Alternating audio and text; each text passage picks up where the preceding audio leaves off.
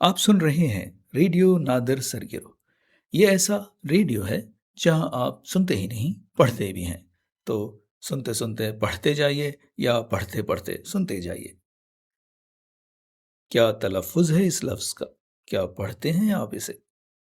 عربی املا ہے، بلکہ درست عربی املا ہے شکوا، جیسے دعویٰ، لیکن فارسیوں نے اسے شکوا لکھا اور اردو میں بھی اسی طرح رائج ہوا۔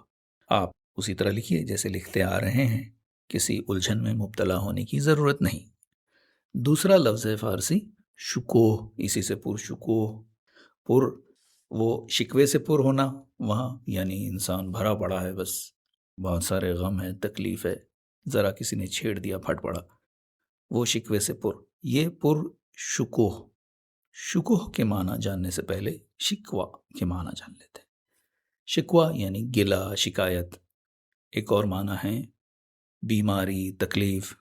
جیسے ہم کسی طبیب یا ڈاکٹر کے پاس جاتے ہیں تو وہ ہم سے پوچھتا ہے کیا شکایت ہے، کیا شکوا ہے، کیا تکلیف ہے، یا ہم کسی کی بیماری یا تکلیف بیان کرتے ہیں تو ہم کہتے ہیں کہ اسے گردے کی شکایت ہے، گردے کی تکلیف ہے، یعنی وہ گردے کے عارضے میں مبتلا ہے۔